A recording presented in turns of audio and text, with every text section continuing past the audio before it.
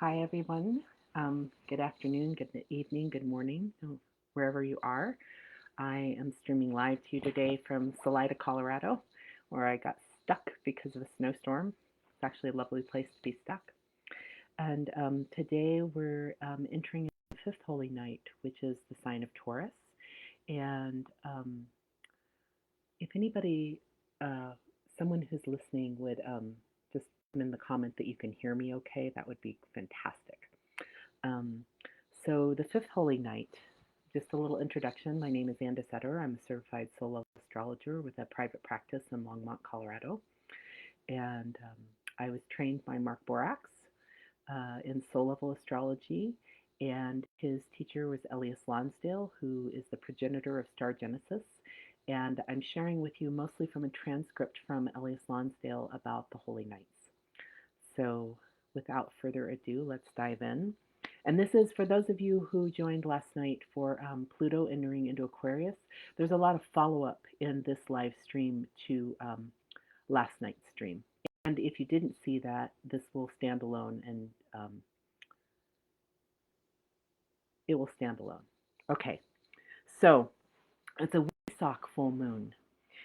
Spiritually, the most powerful full moon of the year is the one in the month of Taurus. And in this case, right in the middle of it, May 5th, which also happens to be Cinco de Mayo. And the Wesak full moon that happens in Taurus it happens every year when the sun is in Taurus and the full moon is in Scorpio.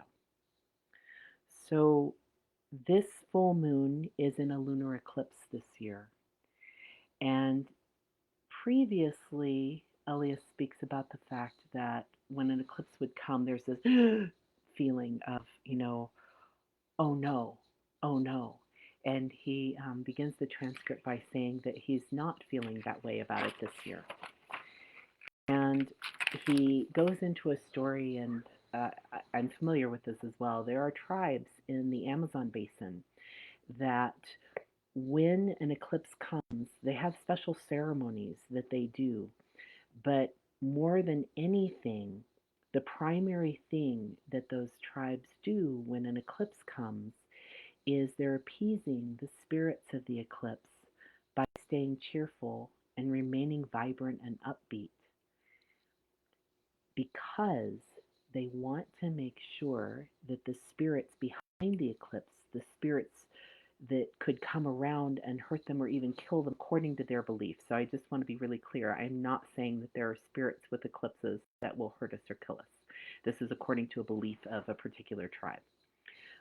That those spirits, they pay attention to those spirits in their lore so that those spirits don't feel that they're being ignored, that they're being noticed, and even, and this is the key piece here, that they're being met by a positive energy, so that in essence, instead of acting afraid and anxious, which is what most people really do feel underneath when there's an eclipse coming, they whip themselves in this tribe into a frenzy of enthusiasm and excitement.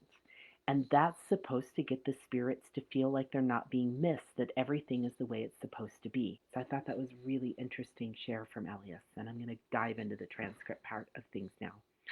Okay, so what does that mean? What does that tell us? It tells us a lot. For starters, it tells us that when we are faced with darkness, if we are in a neurotic society and culture, which we are in a very sick culture. This is Anne speaking again. We live in a very sick culture, in a very out of balance culture. So when we're faced with darkness, and if we're in a neurotic society and culture that anticipates everything on a mental level, an outer mental level, and thinks that it's supposed to match anything dark within our own darkness. In other words, we don't have a healing perspective. We don't have a balancing perspective. We don't have an integrating perspective. We think that if things are bad, we should lament them. If things are difficult, we should take it on. If things get really hairy around here, we should panic. We really do believe that the only appropriate response and reaction to shadow is to become shadowy, which is an extraordinary thing to contemplate, whereas what actually happens is, and this is something I haven't said before, and I haven't seen before, and I haven't understood before, at least not completely. What happens is, if there's a shadow showing up, and if you know what to do with yourself around that shadow, and if you know the shadow's coming, you can make something of it that is very helpful. The obvious emotional energetic response and reaction to shadow is to become bloated with fear and terror, with grief and anxiety, with memory, and with a sense of being persecuted or being under attack. And we do instinctively tend to feel that way around a lunar eclipse, some of us more than others. What would happen if we really got it, what a lunar eclipse carries, what that vibration carries, and we didn't have these superstitions and we didn't have these backlogs, but we actually felt what a lunar eclipse was saying to us, and we responded in kind with some sort of measure of confidence, trust, and faith, what would happen? Well, the degree that this particular eclipse is in, 15 degrees Scorpio, is a degree of an old hag with a gold tooth. That's the name of this degree. An old hag with a gold tooth. She is somebody who's been around forever. She's an old hag. She's been through many, many of these cycles. And she's discovered that because her gold tooth is so magical, so powerful, so enchanting, that when all these things happen on the outside, she just concentrates on her gold tooth inside, and she radiates her strength and power of her being even more than usual. And this scatters the evil spirits. It makes the heebie-jeebies go away. It allows everything to breathe through. She knows how to do this because she unites herself with the darkness and finds that she has a depth to her that comes from way back, that allows her to incorporate the darkness, but not to be taken over by it. So that's one of the keys here. What is it that we each contain? What's the gold tooth that we all have inside of us? Because we all have a version of that inside of us that allows us to be able to meet darkness, to incorporate the darkness without being swallowed in it. What is it in you that you have that you can pull from that will allow you to do that during this time around May 5th? So what she's doing, this hag with the golden tooth, is she's staying within herself consummately. Now remember, this is right in the midst of the future spring that we spoke about yesterday. So for those of you that didn't hear yesterday's live for the fourth holy night of Pluto entering into Aquarius, Ellias was speaking about the spring being a future spring. You might want to go back and take a peek at that. It's right in the midst of the time when Pluto is visiting Aquarius. And so as we talked about last time, this is right in the middle of the season, this coming spring, when there's going to be a very intense opportunity for many of us to move out of this polarized and cauterized and negatively infused state into something more open and freeing up, and at least in some measure. So, what the hag with the golden tooth is doing is she's tuning into this new current, this new Plutonian current, the moon in Scorpio, this full moon eclipse in Scorpio. She's tuning into the depth of it, the intensity of it, and she's becoming at one with that. But what happens to her is her body wisdom kicks in. Her understanding of things that goes beyond this world kicks in. Her ability to navigate the underworld kicks in. Her willingness to be present to herself and her world, no matter what happens, kicks in. And she goes with her strength. She goes with her power. She goes with her ability to influence the outcome by her favorable response. When we respond favorably to a supposedly difficult aspect, it can turn around. When we feel the connection to the source while the stars do their little dance, we can help everybody to stabilize and to open further. and to feel like there's something going on that's very new and different that makes this lunar eclipse entirely different than it's ever been before. Now we go into the realm of the extraordinary power of the full moon that happens this time of year, called the Wesak Full Moon. Traditionally, the Wesak Full Moon honors the birth of the Buddha, the liberation of the Buddha, and the death of the Buddha, all on the same full moon. I mean, at the same time of year. What means this is the full moon of the Buddha? What does that mean as it's viewed esoterically? So what I want to say here, this is Anne inserting something, is that what Ellias is speaking about this degree with the hag with the golden tooth, and us tuning in to our strength and our power and our ability to go beyond something and to respond favorably to the difficulty. In order to get to this next piece that he's going to talk about the Buddha and the Christ, we actually have to first take that step within ourselves. So that's key. So now he's going to go into the esoteric meaning behind this moon. So what does that mean? This esoteric full moon that we're having, the Wesak moon that's the celebration of the Buddha. It means that the religion of the world, whose entire nature is to bust us out of our egoic preoccupations, Buddhism, the one version of religion, religio, of tying us together, the one world religion that doesn't play into, doesn't buy into, doesn't feed into our egoic self-preoccupation, but actually strips us of who we think we are and turns us into a journeying being, a source being, a liberation-centered being. That religion comes to us at this time of year, not as a religion, but as a frequency which kind of restores us to ourselves in a non-egoic, non-mental way. But in the esoteric lore around the Wesak full moon, it's also said that it is the full moon where the one side of it, which really is the Scorpio side, is connected to the Buddha. And again, who'd have thunk it? Scorpio and the Buddha, right? But he's going to explain that a little bit. And Scorpio is vastly misunderstood in Western astrology, because Scorpio is actually the power of love. Scorpio is the potency to be able to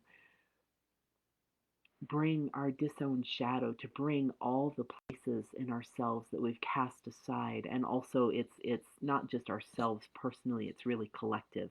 Anything in the collective that we've thrown into the collective closet or swept under the rug, the power of Scorpio is to bring those things out into the light, and to bring those shadows out into the light, and to integrate them, to integrate parts of ourselves that we haven't yet been willing to integrate.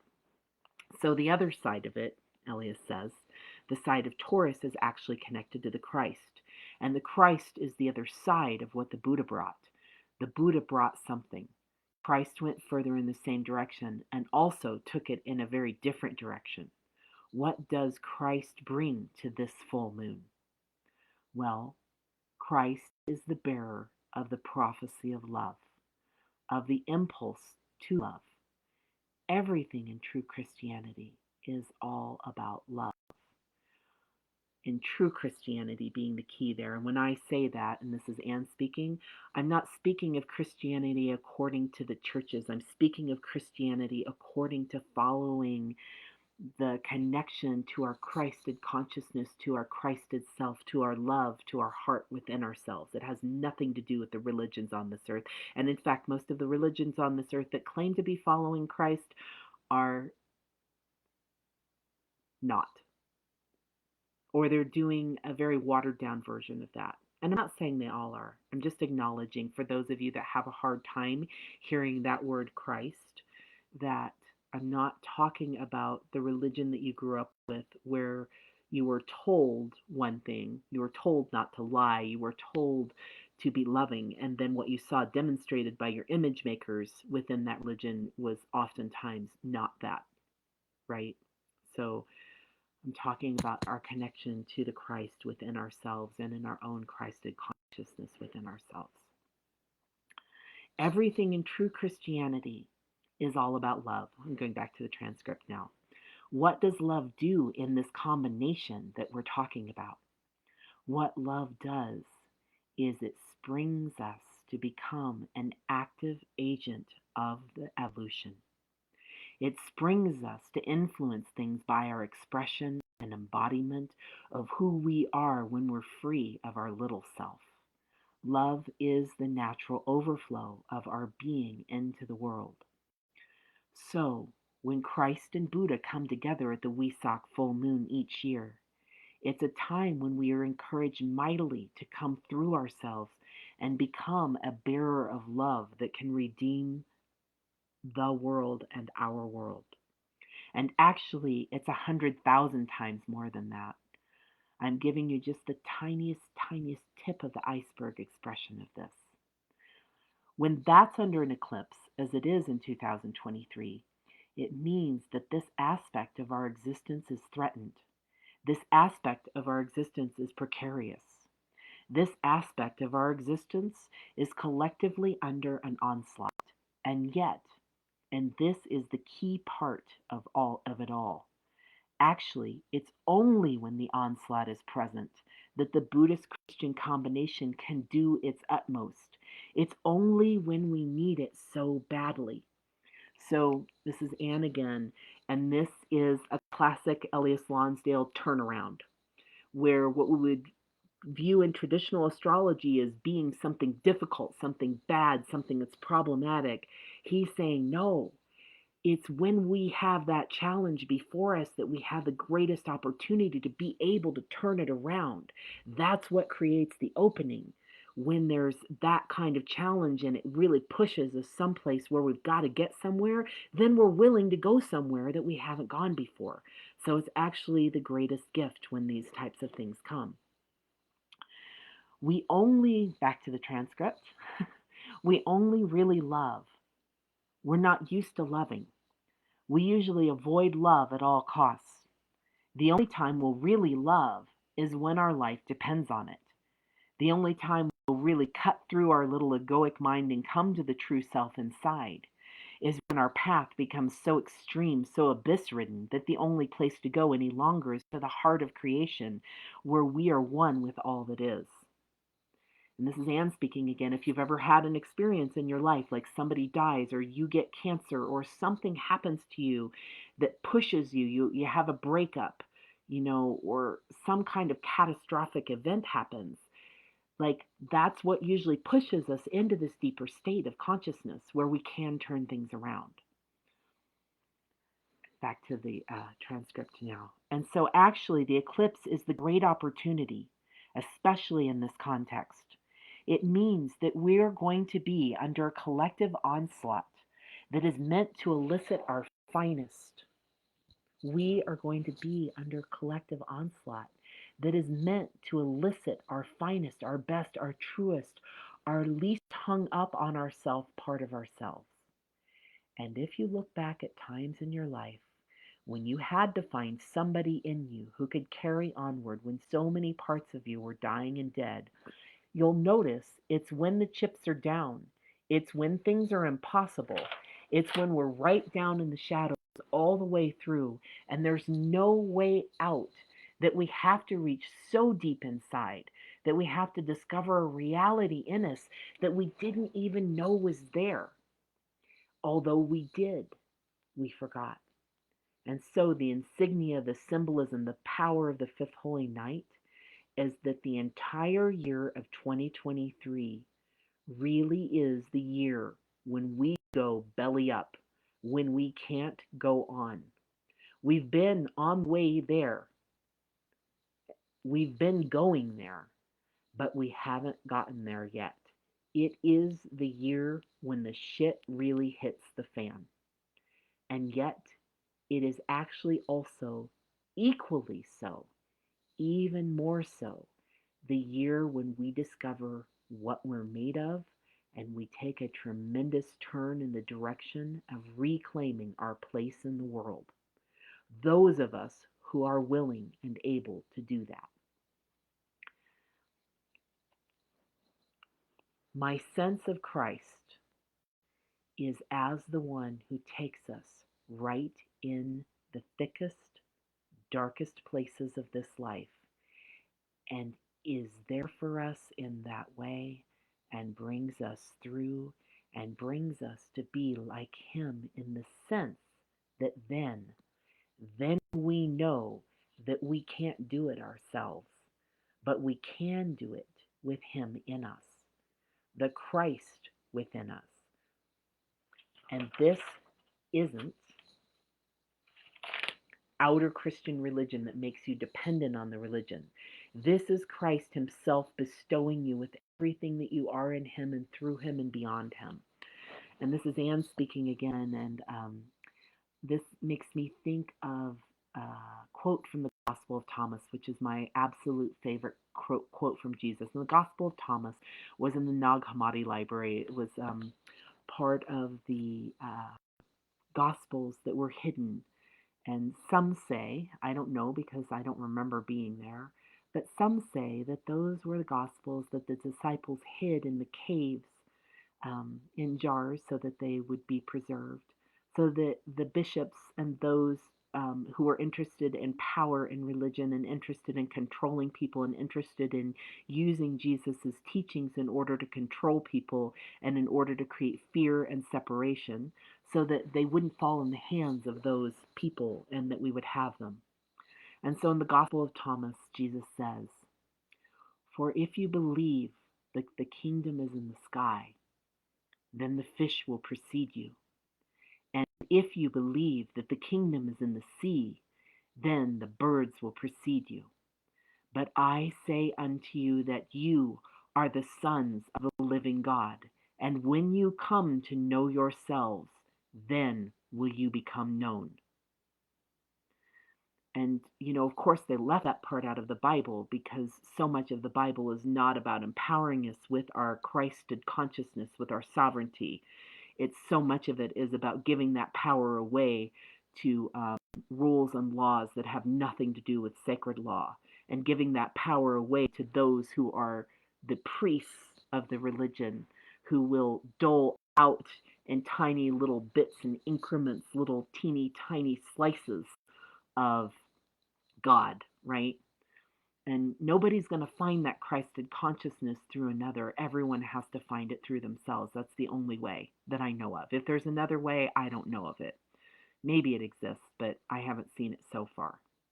Okay, so this is Christ himself, back to the transcript, bestowing you with everything that you are in him and through him and beyond him.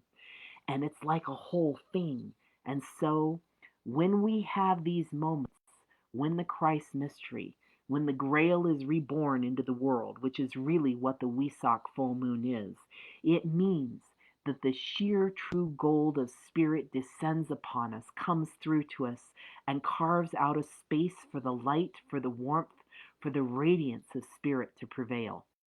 And so really, what this holy night says is that in the heart of spring, this coming year, we have an ultimate chance to remember and realize and envision and become that which our entire path and journey is centered around. That's the indication. So that is the completion of the transcript from Ellias Lonsdale of the Fifth Holy Night, the Wesak Full Moon Eclipse at 15 degrees Scorpio on May 5th, 2023. I hope that there's some little nugget of gold in there that helps you to uncover and find that love within yourself and to be able to share that with others around you, because there's not a lot that I know at this point, but one thing that I do know is that underneath everything, whether people know it or not, all we want is to be, to give the love that we are and to receive the love. That's it. And we all know that, and it's a simple thing, and it seems to be complicated to actually get there. And I'm just appreciating and giving gratitude to Ellias for giving us a little bit of a pathway through that maze.